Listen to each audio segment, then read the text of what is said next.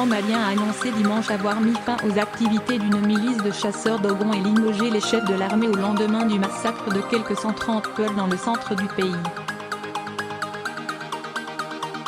Cette tuerie, la plus sanglante depuis la fin des principaux combats de l'opération lancée en 2013, à l'initiative de la France, pour chasser les groupes djihadistes ayant pris le contrôle du nord du pays, s'est produite en pleine visite du Conseil de sécurité de l'ONU au Mali et au Burkina Faso voisin. 500 civils tués en 2018. Depuis l'apparition il y a 4 ans dans le centre du Mali du groupe djihadiste du prédicateur Amadou Kouta, recrutant prioritairement parmi les Peuls, traditionnellement éleveurs, les affrontements se multiplient entre cette communauté et les ethnies Bambara et Dogon, pratiquant essentiellement l'agriculture, qui ont créé leur propre groupe d'autodéfense. Ces violences ont coûté la vie à plus de 500 civils en 2018, selon l'ONU. Le président Ibrahim Boubacar Keïta a réuni dimanche un conseil des ministres extraordinaire pour annoncer la dissolution de l'association de chasseurs Dogon, plus d'amenant en Batagout plus pour dire clairement aux uns et aux autres que la protection des populations restera le monopole de l'État, a déclaré à la presse le Premier ministre Soumeilou Boubèye Maïga.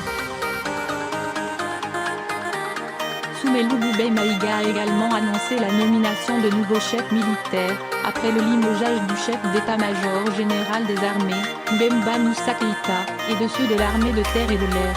Le nouveau chef d'état-major des armées est le général Abdoulaye Coulibaly, selon un communiqué du gouvernement. Les enfants maliens paient le prix fort. Les sanctions contre les chefs de l'armée surviennent aussi après une attaque djihadiste le 17 mars contre un camp de l'armée à Dioura, centre, au cours de laquelle 26 soldats avaient été tués. Une délégation de plusieurs ministres, dont ceux de la justice et de la santé, et des responsables militaires, est arrivée en fin de matinée à Ogossagouple, théâtre du massacre, dans la zone de Bankas, près de la frontière avec le Burkina Faso, selon un élu local.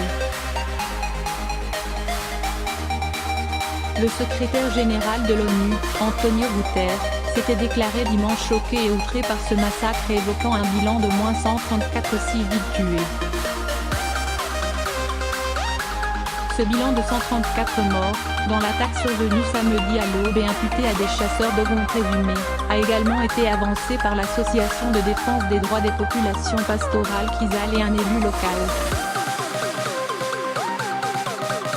Des enfants sont parmi les victimes, a affirmé dimanche le Fonds des Nations Unies pour l'enfant, UNICEF, selon lequel les enfants maliens paient le prix fort pour l'intensification de la violence dans le centre du pays. Une attaque inédite mais prévisible. Depuis 2017, l'insécurité croissante a entraîné une augmentation des meurtres, des mutilations et du recrutement d'enfants. La violence contre les femmes et les filles est à la hausse, a dit l'UNICEF. L'Union européenne a appelé à des mesures immédiates dont le désarmement et le démantèlement de l'ensemble des milices dans le pays.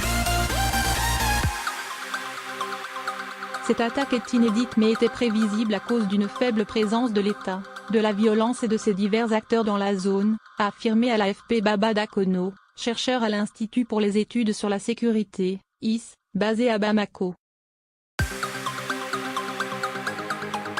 Dans le village, des corps étaient encore en train d'être ramassés dimanche, selon des témoins, et des habitants des environs demandaient à être évacués, par crainte de nouvelles attaques, selon un élu local.